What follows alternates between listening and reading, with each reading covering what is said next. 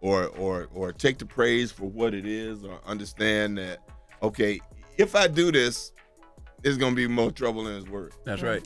So a moment of instant gratification. Most people outside of Hollywood assume that all of the industry's successful people are best friends because they're all incredibly wealthy and usually work in comparable fields. But it appears that riches are the last thing on Samuel L. Jackson's mind when it comes to getting along with Steve Harvey. Knowing Jackson and his sense of humor, you'd suppose his aversion to Harvey stems from anything as trivial as the host's mustache. But it appears that his contempt is much deeper. And it all comes back to Bernie Mac. Because they both grew up in the industry, most people are aware of Harvey and Mac's bond. Most of those people are also unaware that prior to Harvey's public relationship with Mac, the comic and Jackson were longtime friends. Indeed, according to what Samuel L. Jackson has said about their connection, Mac's home was always available to him anytime he needed a place to stay. Now, it appears that hearing Steve supposedly strike up a conversation about how he and Mac were on the same road prompted the Avengers actor's contempt for the famous presenter. He appears to be calling Harvey out for the analogy, but it also appears that there are some skeletons in Steve Harvey's closet that only the elites are aware of, because, according to Jackson's reported statements, he is only inches away from exposing Steve Harvey's actual nature to the public. Knowing Steve throughout the years, he doesn't like it when others criticize him. Therefore, he might shoot back. What everyone wants to know is what Steve said about Bernie that moved Samuel L. to call him out. Let's get started. Do you believe the feud between Bernie Mac and Steve Harvey arose because Steve Harvey was receiving a lot of network love at the time and Bernie Mac was not? Yes, and then Bernie started to understand. To say Steve Harvey and Samuel L. Jackson have a turbulent relationship would be an exaggeration, as the two don't appear to have much in common. At first, everyone assumed that Steve's lavish personality, which most people would agree was also Jackson's fault, was the source of the problem. But this was not the case, because the host also has more than 3 decades of experience, along with a slew of successful TV shows and stand-up comedy performances to his name. It's understandable that most people believe Steve Harvey is the greatest entertainer to ever grace the stage. In fact, Steve is one of the top names on the record out of everyone he came up with in his early days in the profession. However, while many people hold this firmly held opinion about Steve Harvey, several others hold the opposing opinion. Some are open about it, such as this user, who remarked that people don't get as successful as Steve by doing the right thing. If anything, I'd say he's consistent, which lets you know this is who he truly is. Others are more reserved in their scorn. This is where Samuel L. Jackson enters the picture. Unlike most others, the Spice Girls star has been quite quiet about his dislike for Steve Harvey. Regardless of how subtle he was, he made it apparent on national television. A few years ago, images of Jackson and his wife, as well as Harvey and his wife, visiting a vacation destination surfaced online. People assumed they were buddies because they didn't know much about their connection at the time. At the time, headlines read, Steve Harvey, Samuel L. Jackson, and Magic Johnson celebrate July 4th on a fancy yacht with their wives. A few years later, Jackson revealed that catching up with Steve was not at all in his plans. He added that he and his wife were on their way to their annual holiday destination when they chanced to run into the celebrity presenter and his wife. This is in contrast to the notion that they had made prior agreements. I've heard you and Steve Harvey go on vacation together on the yacht or something. So, we board the boat with Magic and Cookie. Marjorie and Steve have their own boat. Looking at Jackson's face as he spoke about it, it's evident that the actor wanted the public to know that meeting Steve was no coincidence. This begs the question of why Jackson isn't Steve's biggest fan.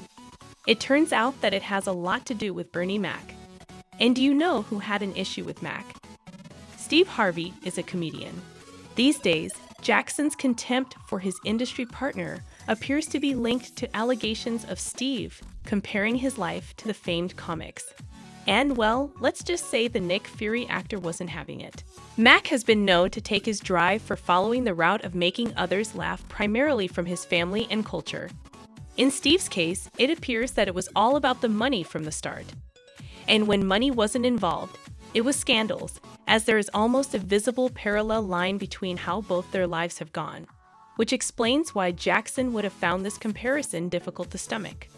Speaking of the actor, the only reason he's in practically every conversation involving Bernie Mac is that the two have a long history, so long that everyone in the industry saw them as siblings.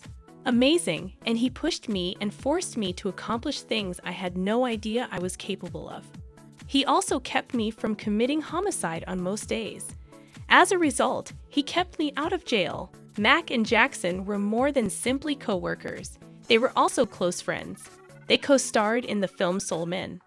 Most people are unaware of how close Samuel Jackson and Bernie Mac were. Jackson has spent years talking about Mac's life since his death. Jackson and Mac portrayed characters that used to be in a band together in Soul Men. They took a wild road journey across the country to play at a memorial concert for their late lead vocalist. Unfortunately, Bernie Mac became ill and died from pneumonia in August, just after the film was completed. It's even stranger that he never saw the movie, according to Jackson. The actor from The Hitman's Bodyguard called Mac and said the Ocean's 11 co-stars would attend and perform comedy at Jackson's golf event in Bermuda. Outside of Soul Men, Jackson said he didn't get to spend much time with Mac while he was alive because the actor was so busy with his show, The Bernie Mac Show, which aired on Fox from 2001 to 2006. We used to speak about blowing up, becoming famous, and doing all of this and that, said Jackson. When he became popular, he moved to Los Angeles, but I never saw him since he was too busy doing his TV show every day. I didn't disturb him, but I ran into him at parties, and we ended up getting together. That was his personality, and I admired it. And I'd appreciate that when I came to Chicago to do Negotiator, Bernie took care of me. Soul Men concludes with a dedication to Mac and Isaac Hayes, two true soul men. And guess who had the bright idea? Yes, understanding the foundation of Jackson's friendship with Mac explains why the actor would object to the duo being compared. And if you look at their life, you'll undoubtedly notice it as well. Bernie Mac is one of the comedians who has effortlessly risen to the top of the list of industry pioneers. But as the saying goes, tremendous power comes with great responsibility. And it appears that it was those responsibilities that led to his premature death. Today, he is most known for his smash TV show, The Bernie Mac Show, and the historic Kings of Comedy tour, which was adapted into a Spike Lee film. Among his colleagues, the Chicago comedian was a titan. When I think about Huge, there was never any uncertainty in my mind. I was confident in my abilities. May appeared to be on a smooth path to becoming an icon, but the reality was far from that. Max suffered various hardships as a result of his mother's death when he was young, forcing him to work odd jobs to make ends meet. He quickly recognized that it is humor that keeps a person going on the perilous trip in his life. As a result, he decided to concentrate his efforts on stand-up comedy and do his best to entertain others. Although Mac had aspired to be a comedian since the age of 8, he decided to follow his dream as a vocation until later in life. I'm a stand-up comedian. I am not a black comedian. I didn't want to see a black show. I'd like to see a performance. Everyone laughs when I'm around. When it comes to inspiration, Mac refuses to compare himself to anyone. The comic claimed that the sole thing on his mind from the beginning of his comedy career until much later in his life was that he wanted to be the best while remaining himself. I never observe what others do. It makes no difference. Bernie Mac has to do something. So, what were your thoughts? What was your final objective? What were your intentions? Being the best. The comedian even admitted in an interview that he didn't care about celebrity or creating jokes that only appealed to one audience, despite the fact that this appeared to be his strength to several individuals. According to Mac, he just wanted to make people laugh no matter who they were or where they came from, and he even altered his sound based on the environment. During the conversation, one of the audience members mentioned how she knew Mac would become one of the largest in the world after seeing his concert one night. While you'd think the already successful comedian would be bragging about himself at the time, Mac admitted that, while he knew he'd eventually win, it was never on his mind.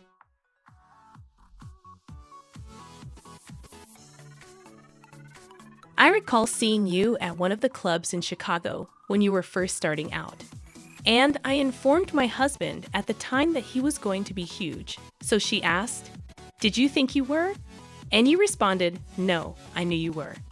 In his mind, the only goal was for him to get better at what he was doing, because the final goal wasn't money, but rather being better at what he enjoyed doing. During the conversation, Mac mentioned that while everyone around him in his early years was focused on money being their purpose, he despised the idea of money being anyone's motivation. To Mac, it was more of a case of if you're talented enough at whatever you do, the money would come sooner or later. So idolizing money signaled to him that there was a problem someplace. The money will come if you do well. That's all I know. You understand what I mean, and stop focused on money. That's correct, because it isn't about money. My passion for comedy is unfathomable. Let's just say that most people understood the comic's explanation as a dig at Steve Harvey, who has spent much of his time in the spotlight lecturing about how money is the most important thing.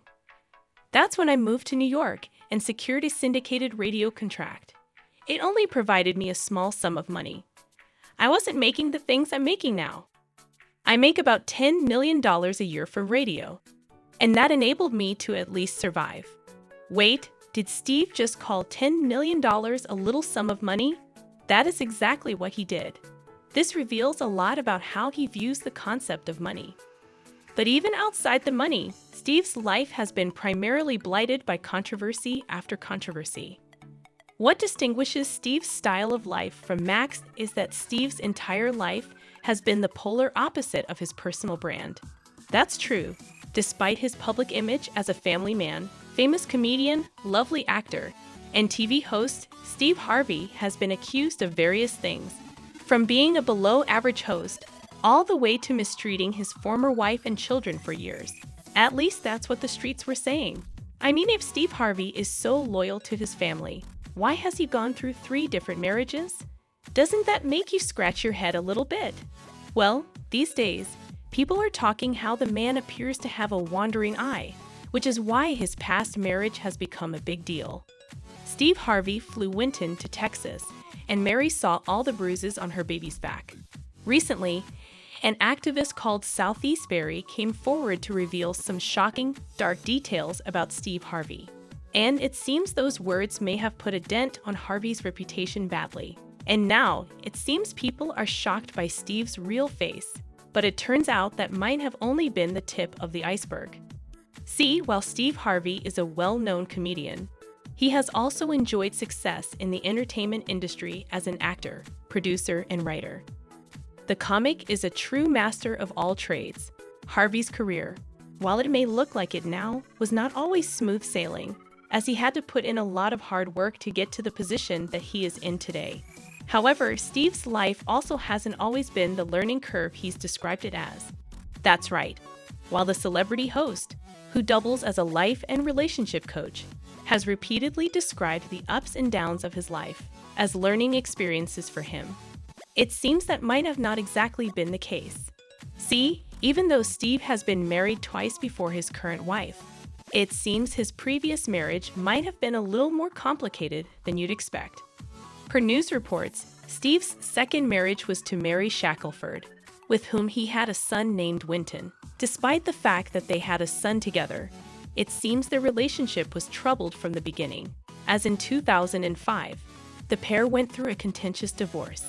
Since their split, there have been several narratives floating about what happened during their union, including one from Mary herself, accusing Steve of cheating on her with his current wife, Marjorie Harvey, during the final days of marriage. While Steve refuted the allegation, stating that it was without merit and completely incorrect, everyone saw him go ahead to marry Marjorie almost immediately after their split, which seems to be the evidence of the affair Mary was referring to. I have just really dealt with so much bullying from Steve. From this point, you could say the woman put Steve on blast, exposing who he really was when he's not giving dating advice. 2 weeks after, and I'm gonna say attack. Besides the cheating scandal, Mary also accused Steve of attacking their baby son. According to her, she was out for some days after their divorce, and when she came back, she saw her son's face was seemingly covered with bruises. She claims those bruises seemed to have been because of Steve. After this incident, she immediately went ahead and sued her ex-husband,